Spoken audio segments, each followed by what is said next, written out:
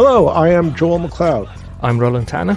And welcome to the 905er, Strong Mayors. Premier Doug Ford is bringing them to the City of Toronto as well as the City of Ottawa, whether they want it or not. There is also talk in the air of Hamilton City Council being another potential target for a strong mayor system. However, what is a strong mayor? Do we even want one? That is what Roland and I have been pondering since this was proposed without warning or without consultation last month. Now, to answer our questions and concerns, we've reached out to Andre Cote from the Toronto Metropolitan University. Andre is the head of the Secure and Responsible Tech Policy Program at TMU and runs a mission-driven consulting firm that has worked with numerous clients on urban policy issues, as well as higher education, technology, and public finance. Recent cities projects included a Canadian Urban Design Lab for the new Federal Housing Accelerator Fund, an Evergreen Strategic Foresight project with the City of Calgary, and supporting the Sidewalk Lab's public consultations on behalf of Waterfront Toronto. Previously, he served as both political staff and nonpartisan public servant in the Government of Ontario, first as advisor to the Deputy Minister at the Ministry of Finance, and later as a senior advisor to the Deputy Premier and Minister for Treasury Board in Advanced Education and Skills. He worked and studied at the University of Toronto's Munk School of Global Affairs and Public Policy, including as manager at the Institute on Municipal Finance and Governance. Needless to say, he knows a lot about this topic and is a lot smarter than Roland or myself. And he joins us today to talk about the Ford government's proposal and what the potential risks and consequences could be. Please enjoy. But first, a word from our sponsor. Yes, you heard that right. We're really excited to share with all of you the news that the 905er has its very first sponsor. Yes, the 905er is now sponsored by South River Brewing. Founded in 2009 and one of the original Northern Ontario breweries, they brew meticulously handcrafted small batch craft beer, brewed meticulously with local ingredients and crisp, clean Northern Ontario water. South River Brewing is a unique brewery that is the pride of Northern Ontario. Finally, the North comes to the 905. South River Brewing just brews better beer. And I can say this from personal experience. They have excellent versions of a wide variety of traditional beers, from light lagers to smoky porters and stouts.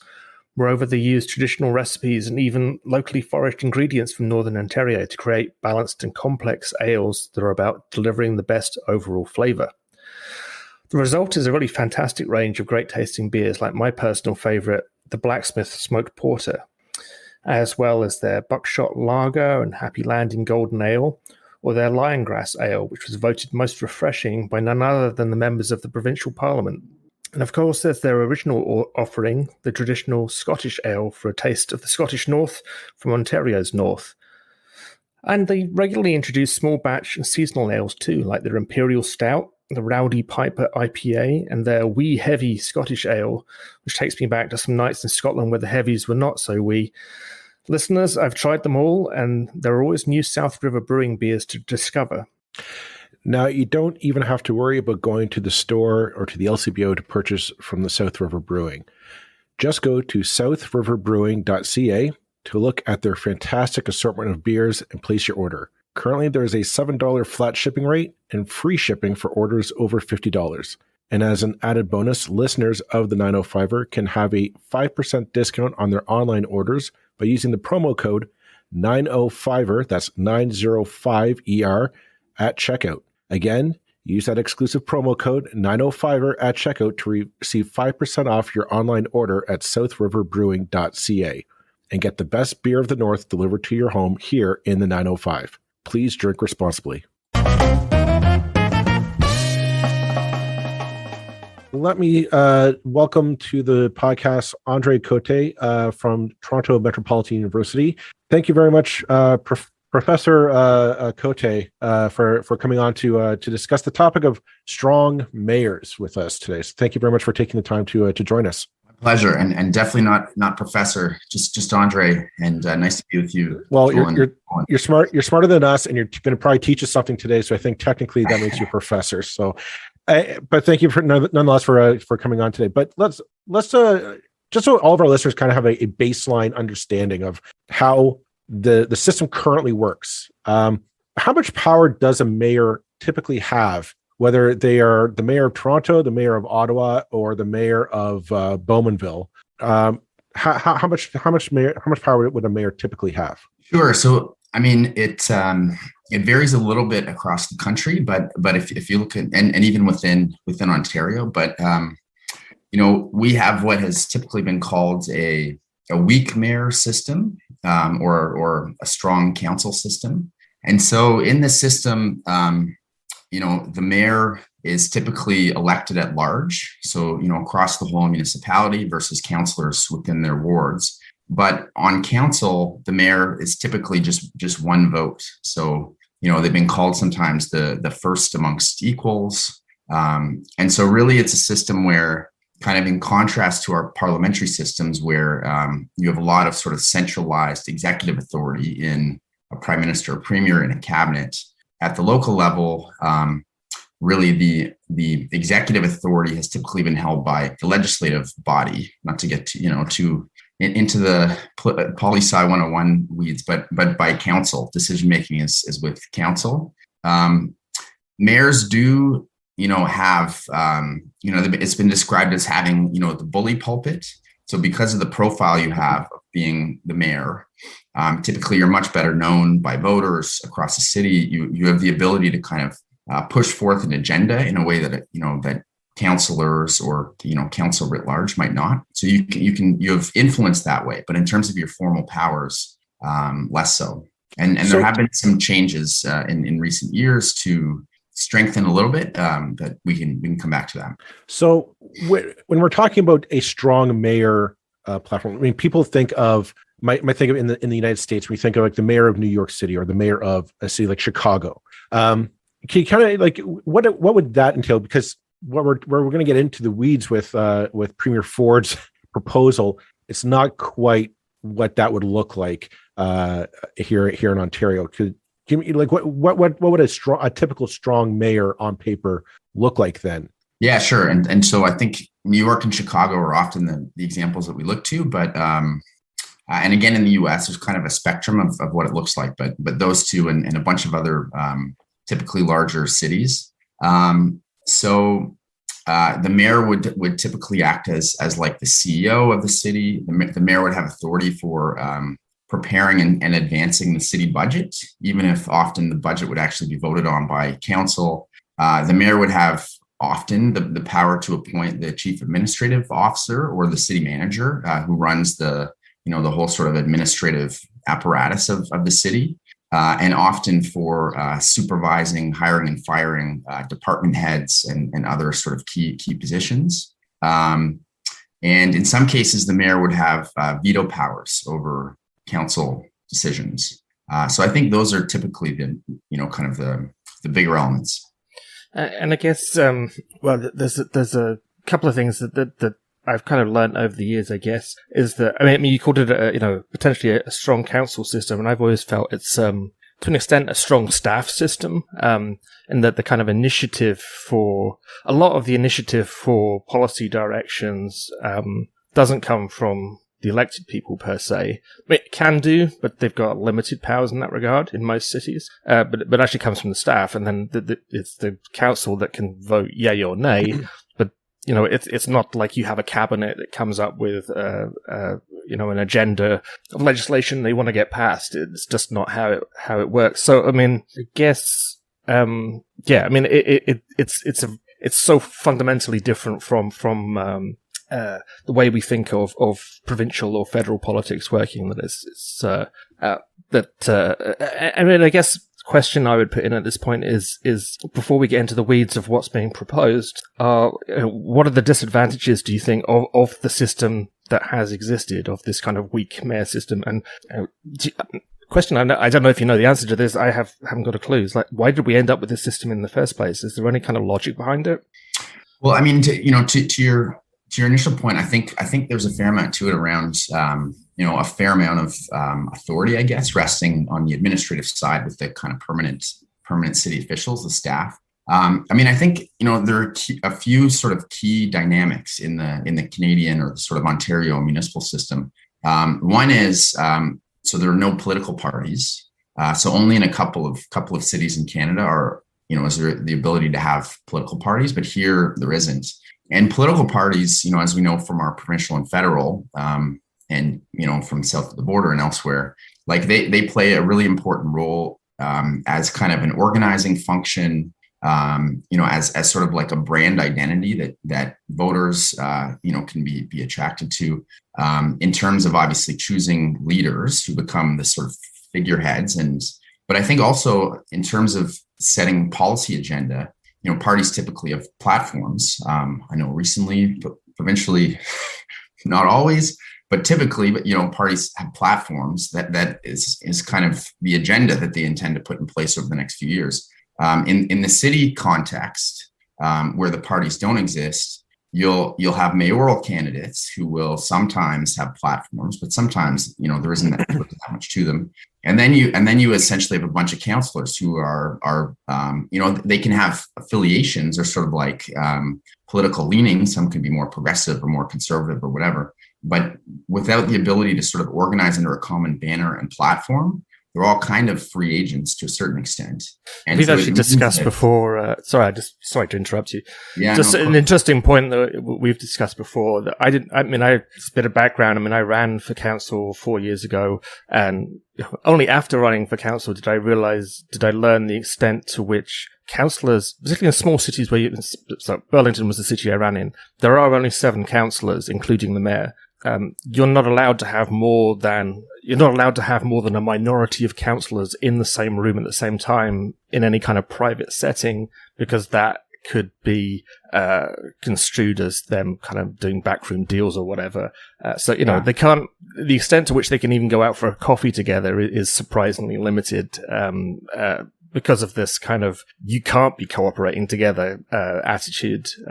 Sorry, I thought I'd just jump in there and mention that because it's. But that's key too, right? You think about how federal, provincial governments make decisions behind cabinet doors, and then they figure out how they're going to go out and communicate them. Well, to your point, there are open meeting laws that dictate that you cannot be making decisions, behind doors like that in the municipal. So all these things make it tougher to shape a coherent agenda and sort of advance it that way. And in terms of the history, I think a lot of it just goes back to the fact that, if you go back 150 years when our sort of founding municipal legislation was put in place, municipalities weren't by and large cities. That they were little sort of outposts in a rural country or province, and their functions were very basic things. And so I think over the last 150 years, obviously cities have come to become these, large, complex, super important places. And I think in many cases, the, kind of the governance side hasn't quite caught up with it, or it has, but in fits and starts. So let's flash forward to today then. As most people have probably read by now, Premier Ford's government is talking about introducing a strong mayor system, which right now it's tentatively slated for Toronto and Ottawa, but we wanted to discuss on this one because there's also rumors of in the future expanding those powers to the city of Hamilton and possibly other cities at large.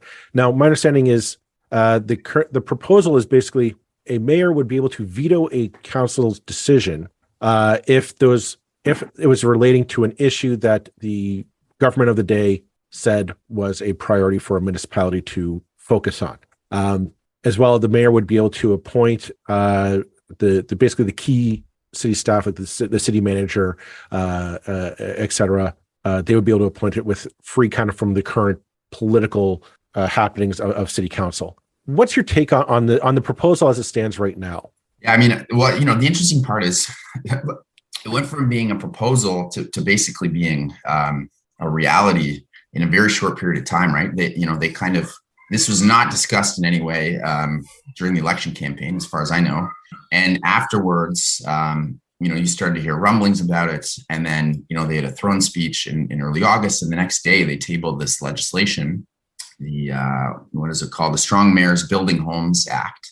And to me, it to a large extent kind of cuts and pastes a lot of the elements in the American strong mayor system. I think that the veto power is an important piece that we could talk about. But it also has a lot of the other elements that we talked about before. So the mayor would have the power to now more directly sort of direct city employees in terms of, doing work and developing policy, appointing the city manager and hiring and firing certain division heads, setting the org structure, appointing and kind of creating committees and appointing their chairs and co-chairs, et cetera, et cetera. Also, the budget piece, the mayor would have the ability to propose the budget, which would then be taken forth to council. So to me, it's really a lot of those elements that we see in, cities like you mentioned, like in New York, south of the border. And as of last week, the government basically sort of pushed this legislation through to third reading with no amendments. I'm doing a hollow laugh there. I mean, I think the proposal. I mean, I should be asking questions and not throwing my opinions in. But I would have said a few months ago, before this came out, that I would personally have been in. I personally feel there are massive deficiencies in the current municipal system, and part of it is that weakness that was built in, like you say, because of the rural past that we've kind of come from. But we lost him. You still there? Sorry, I think you went dark for a couple of seconds there. But the lack of discussion obviously is the thing with this government that I find problematic, that this is comes out of nowhere. Do you see any? I mean, my impression was, just from the kind of the experience with Rob Ford as mayor of Toronto, that in Toronto certainly, and I think in Ottawa maybe as well, that they already have a stronger mayor system, if you like. Like they have they've made arrangements to give the mayor of Toronto a much greater role in things than, say, the mayor of Oakville or Burlington would have. Is that correct? Well, I think, there's been a bit of an evolution, like, to your point, and we can come back to this, the way this is rolled out, to me is what's truly troubling and problematic about this. I think, there's an important debate to be had here about if this is the right direction or not for our big, complex cities. But just to take the Toronto example, just because it's the one that I'm most familiar with.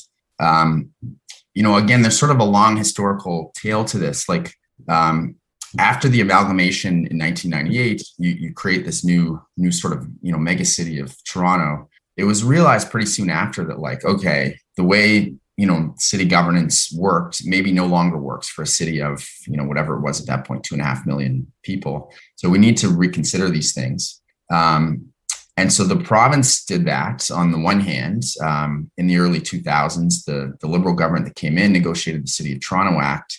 And part of it was sort of symbolic around just sort of recognizing the importance of the City of Toronto, and later through updating the Municipal Act for other cities and municipalities.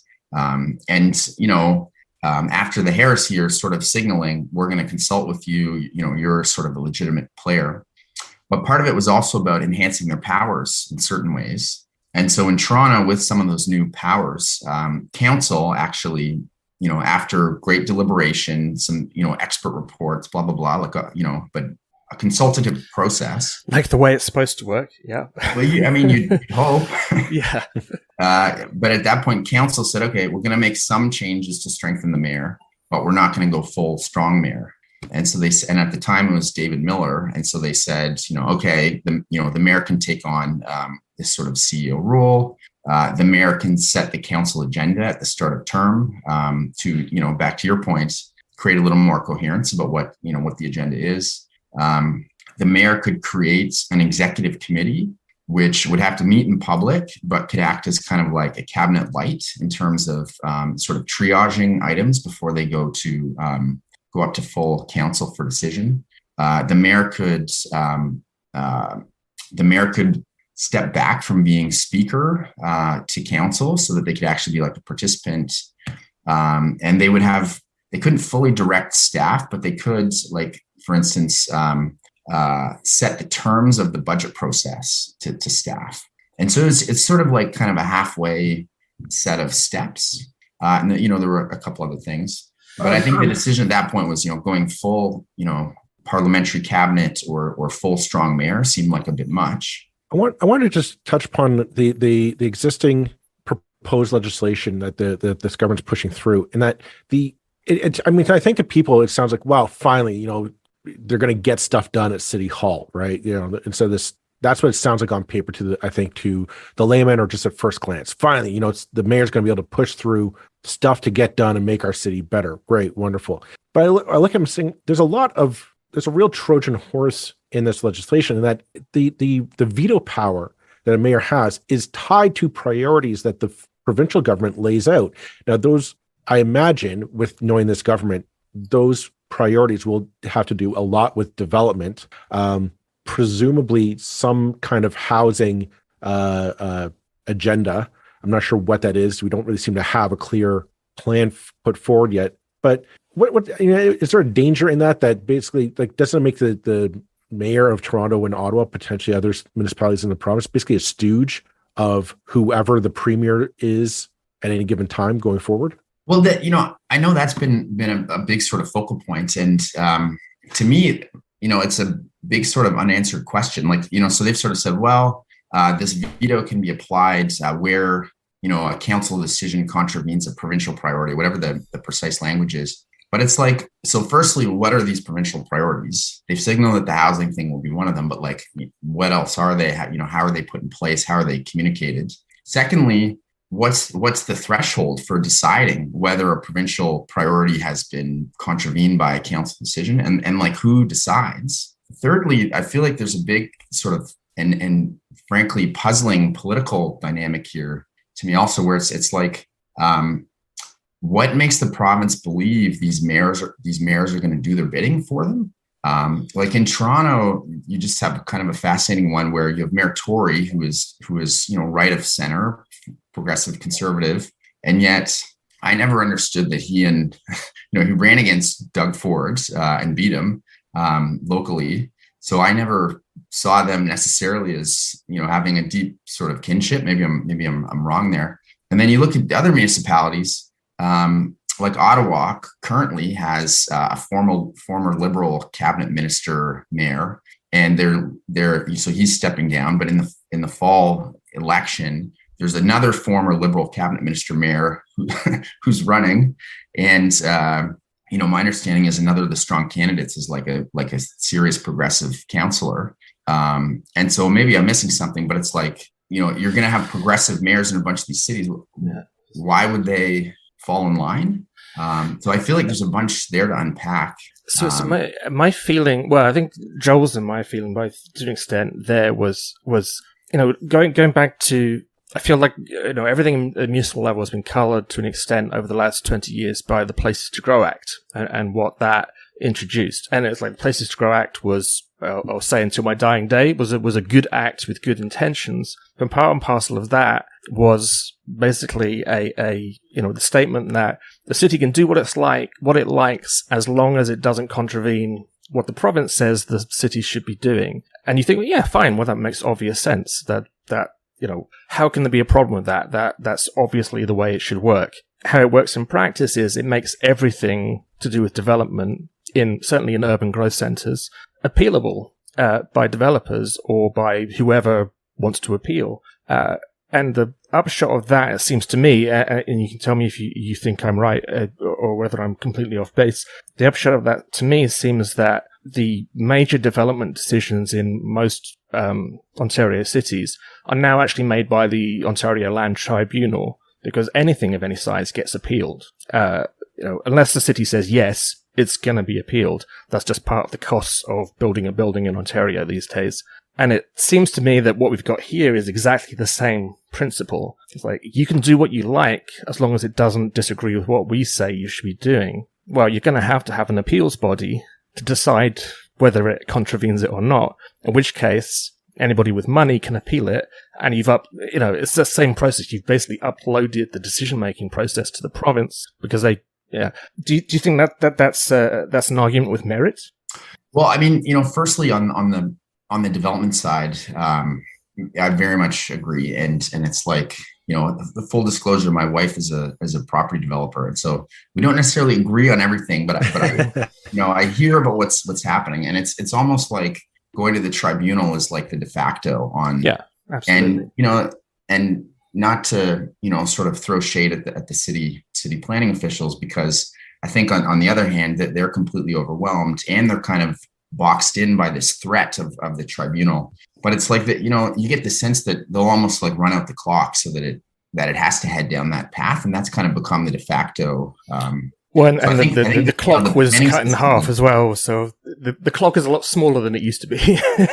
Well, it is, but I mean, has that changed anything? It doesn't appear to have. No. But I mean, here's my question: why do this? Why not just make those, just impose those changes on the development side? And the province just had this the Housing Affordability Task Force come out and essentially recommend a whole set of things that basically said impose these changes, impose as of right zoning, to certain levels, impose the streamlining of urban design rules to speed things up, impose limits on public consultations, and make changes to expedite things at the tribunal, amongst other things. And so you can totally debate what impacts this would have on local democracy, on citizen participation, all these types of things. But if your goal was to get housing built, you had an expert panel make a bunch of those recommendations that, frankly, I think a lot of even somewhat progressive folks wouldn't entirely disagree with, right? Mm-hmm. Why not just do those things? Like, why do this totally backdoor thing where you're fundamentally changing governments, and then you're pushing mayors who might not do your bidding anyways. Well, I want to kind of expand on that note, because it seems to be a trend that this government has been rolling out with for the last I'm going to say since about March, when they declared COVID was over. That it's been okay. Let's catch up, because the fact is I believe the last estimate is 1.5 million units in the entire province to meet housing demand, and to help kind of curb the affordability rates that's plaguing a lot of municipalities. And the housing affordability task force came out, and a lot of the things that you presented were things I think people are like, okay, that's interesting. Let's see about that. How can that work? But rather than implement that, they kind of just took the stuff that was in favor for developers, and okay, the land tribunal has the final say on all things development in this province, and they said, we'll keep that. That's core. But in terms of enforcing very density housing in neighborhoods, and to allow different types of development to meet various housing needs, that hasn't been touched upon by this government. And it seems to be it's a passing the buck almost, to say, well, because that's the thing, is you'd have to have a debate, and they have to go out and win over people and make that argument to the public. And this government doesn't seem to want to do that. It's rather like, well, let's just give it to the province or to the mayors. They'll carry the political ramifications of saying to people in Toronto, Ottawa, maybe Hamilton or London, perhaps. And that mayor now has to carry the burden of going to the people and saying, well, no, we need to have this level of development or this type of development in this neighborhood now, because we need to meet targets that are set by the province. And this seems to be, in my mind, it seems to be a passing of the buck, rather than the province is saying flat out, say, no, this is the way it's got to be, folks. We need housing for people. We need affordable housing for people. We're done waiting for the municipalities to get their act together. We're taking charge and bearing the political cost of that decision. I'm rambling a bit. I apologize. Something I do on the podcast. I was just going to say, I think it's a good point. I mean, the unintended genius of the Places to Grow Act is that the people who take the heat for all the history of Burlington over the last 15 years is of the local government taking the heat for all the development that happens that is ordered by the province. The council has no choice but to, within a certain degree of, they can argue about all the number of floors all they like. Ultimately, the stuff is going to get built somewhere. And the kind of genius is that the province is getting off scot-free from this and not taking any heat, and the local government takes all the heat. So maybe I can't quite believe that Doug Ford is that Machiavellian. He would like to be Machiavellian. I don't think he is, to think that far ahead. But it seems like that. I mean, maybe that would be how it works out. I don't know. What do you think, Andre? Well, I mean, I think that but Places to Grow is was developed over years and years, is incredibly sort of detailed and whatnot, right? and so through that process, they land on the intensification targets, and then over time that has to be hardwired into official plans and blah blah blah. Right? My big question is, so I think Joel, to your point, it's like very clearly this government, has been on the side of developers, and that's fine. That's their prerogative. And you see it through the MZOs and through a range of other things, right? My big question is, how does this, if your goal is really to accelerate housing, how does this get you from A to B?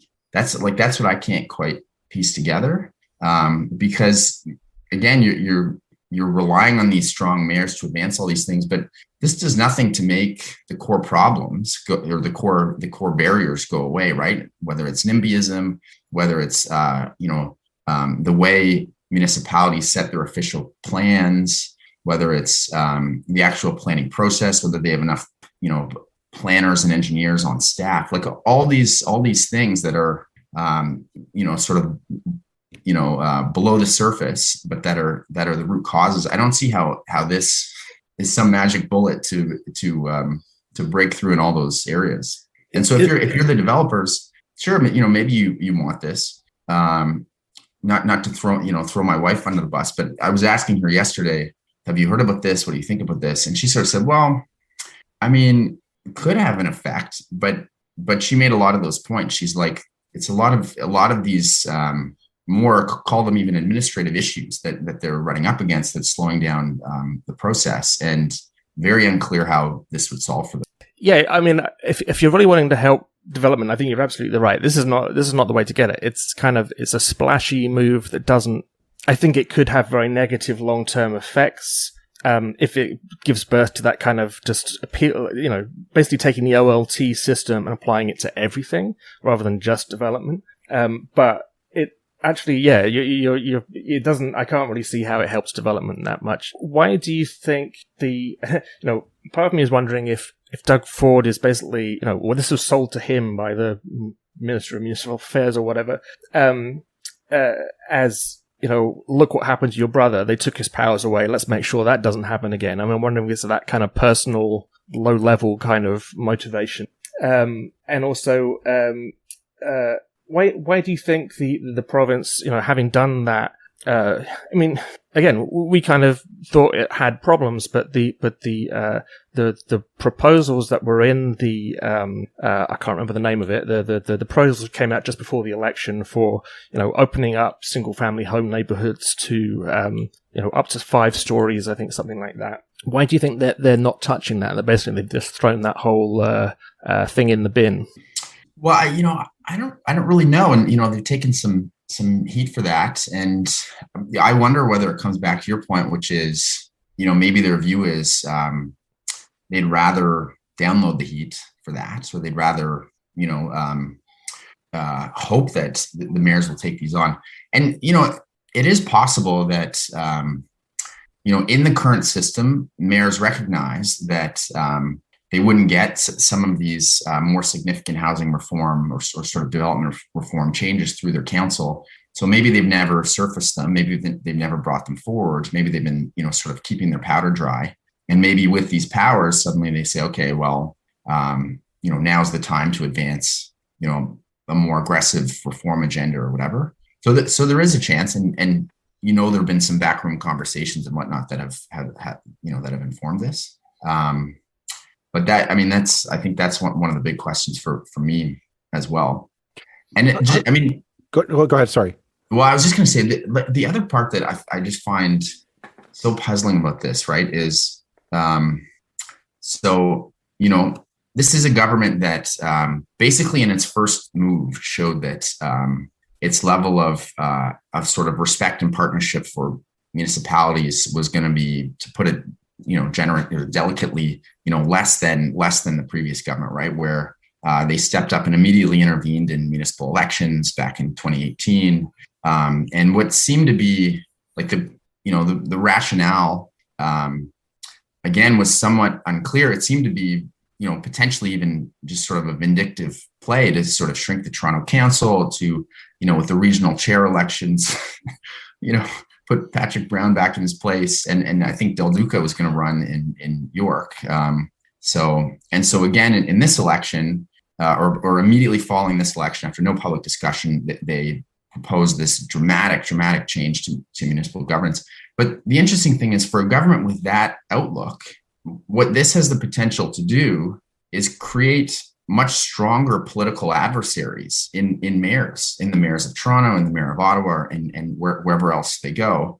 And so I find that really fascinating. Like, part of the reason previous proposals for GTA regional government basically didn't come forward, a big piece of it was this fear that, like in Greater London in the UK, you'd create this mayor for the GTA, and suddenly he'd be like a mini premier, and that would be like a big threat to Queen's Park. And so I find that part really interesting. Like, on that note, just maybe to push back on that idea is, I mean, this isn't new. The strong mayor's proposal or legislation isn't kind of out of left field. This is something that's kind of been a growing trend over the previous term of this government's kind of municipal agenda, if you will. Yeah, I haven't really seen a cohesive, and it's something we've talked about in this podcast, we haven't seen a cohesive movement between the mayors of Ontario to kind of push back concretely against the eroding of their powers to Queen's Park. I mean, let's take perfect example, this one, the strong mayor's proposal comes out. John Tory isn't, tiptoeing like, Jesus, this is dangerous legislation. We need to really think about this. He's arm around Doug Ford, buddy, this is all great and wonderful. I've yet to hear any mayor really come out and say, yeah, I don't like this legislation as it's being proposed. This is what I want. And then I was thinking recently at AMO, the Association of Municipalities of Ontario, I did not see any criticism from any of the mayors or any of the councillors that went to that conference against this government's policies. Maybe you're seeing something, but I don't see that kind of adversarial, who's standing up for cities approach yet. And I haven't seen it yet in this municipal election so far. Well, so the mayor of Ottawa came out strongly against it. So Jim Watson. So, I mean, an interesting circumstance there, because he's not running again. And so, but his points were interesting. He said, I don't understand what we're solving for here. He said he has, developed a very strong and sort of collaborative relationship with council. And I can't remember the exact number, but he said basically 90+% of the items that he tried to get through council, he had been able to get through council. And it was through the development of those relationships and kind of a consensual approach. So he said, what this is going to do is disempower councillors and diminish local democracy in certain ways. I'm paraphrasing, hopefully not missing it too badly. But so there was that opposition. He also said, which I think comes to this, like, to what extent do we expect mayors to actually do this? He said he thought the mayoral candidates in Ottawa should come out and say they're not going to, sort of fully take advantage of these, commit to not fully taking advantage of these powers, even if they have them. And so I'm not sure if they will, but he was at least one example of someone, making the kind of counterpoint. And I guess he's in the position where he can. The only other, mayors who are willing to openly speak out against the province are pretty thin on the ground. I mean, because they're there with the begging bowl always, right? It's the way the system works. And the non-partisan aspect of municipal politics seems to always be taken almost to an extreme, and that we know that many councillors and many mayors have backgrounds in parties. I mean, Andrea Horvath, obviously, perfect example at the moment. Marianne Mead Ward ran for the Liberals at one time. I think of 100 other ones. But the minute they take the municipal path, they're always friendly with the province, come what may. I mean, I guess maybe a good outcome of this might be that if you do create more independent mayors, that might be a good thing. But yeah, I certainly see how in those cities the councillors, it's not like a councillor is a strong position anyway, but yeah, even more sidelined. Whereas a situation like we have in Brampton, where Patrick Brown, I think the whole issue with Patrick Brown in Brampton has been that he came in kind of thinking, right, I'm premier of the city. I'm going to bring in my people to do things my way, and that's just not how cities are supposed to work. So you immediately get a huge amount of kickback from staff and councillors alike. I should really find a question mark to put at the end of this rambling comment. I mean, can I just raise, one please point? do, yeah. The, councillor roles might not necessarily be the most glamorous, and you see this sort of call it hierarchy in our politics, where it's like a lot of councillors feel like their opportunity is to graduate up to becoming a member of provincial parliament or a federal MP. But then you also see a lot of them, once they get there, my view at least, seem very disappointed with what they get. Absolutely. Yeah. And I mean, it's because as a councillor, you actually have a significant degree of power in a way that you really don't in our highly centralized provincial and federal systems, right? If you're a backbench MP or MPP at Queen's Park or in Ottawa, unless you find your way into a ministerial role, in my view, you have significantly less influence on the ground, on policy as a councillor would.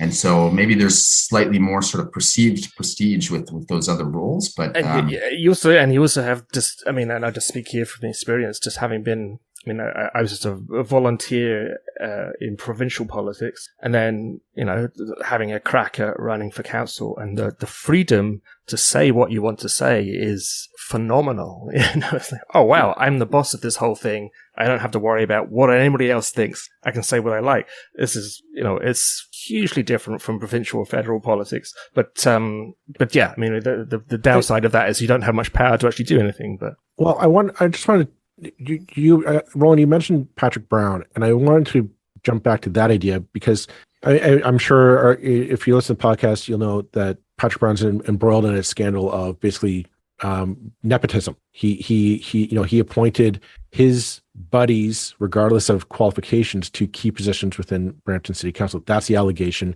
not proven, but that's what happened.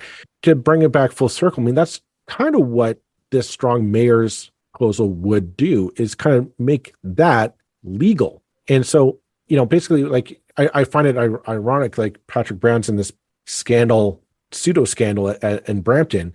I don't think we should suggest that he did anything illegal, but yeah, I just want to. Well, it's a political quagmire for him right now. He's getting heat for it. But if this legislation went through, this would entirely be above board. Like nothing wrong happened here. He's entirely within his power, and it just rests on there'd be nothing to say here. It is kind of what I'm taking away from it. Well, there'd still be public scrutiny, right? Right. An example provincially was like when Premier Ford appointed the OPP commissioner, and right. Ties.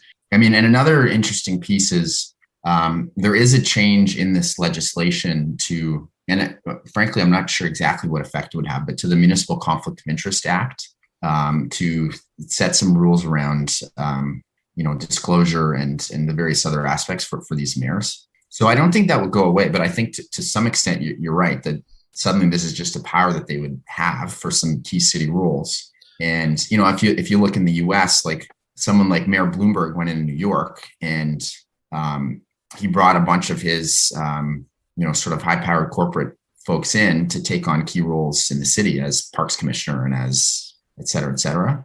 And so a lot of that worked out really well. He brought in some really top talent, and but it gives them that power, which obviously can also cause issues if it's used in questionable ways, I guess. It seems like a proposal ultimately that is going to be the archetype of the sort of law of unintended consequences, because they've so little thought about this that how it shakes down could be anybody's guess. And there may be some quite positive things, and there may be some very bad things. But one thing is for sure is that no one really knows, neither the province nor anybody else. It's such a... with the first point you made is that there's no consultation, even by the standards of the kind of PC conservative mindset, which tends not to be too keen on huge consultations. Goodness me, I get the motivation for wanting to cut that short sometimes,